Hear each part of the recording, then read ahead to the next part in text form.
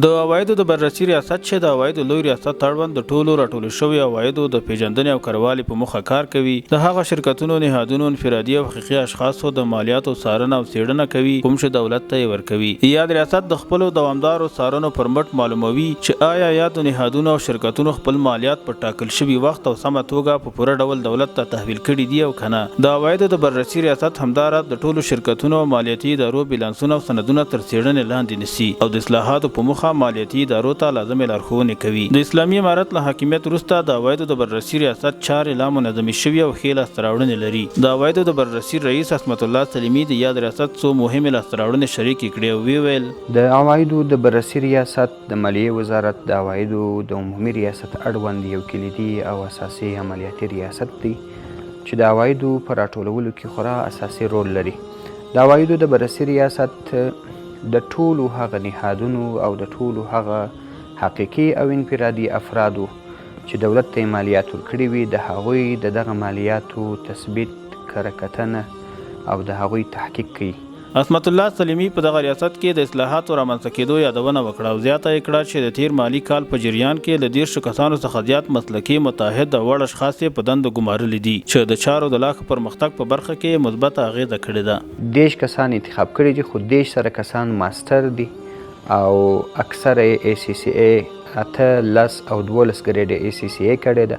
چارټر اکاونټنټ پکې کې دي دا د اقتصاد په برخه کې او په خاص ډول په فاینانس برخه کې ماستر او یا هم متخصصین کسان دي. ښاغلي سلیمي وویل چې د بررسي ریاست کې بشپړې روڼتیا ته په پوره ژمنتیا له فساد سره رښتینې مبارزه شوې ده او د اړوندو برخو ترمنځ لازمه همغږي رامنځته شوې او همداشان د ریاست اړوند ټولې چارې په پوره همغږۍ پر مخ وړل کیږي. شفافیت راغلی دی،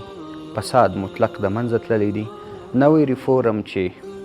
د بررسي ریاست په برخه کې د MTO، STO او LTO درې سره برخې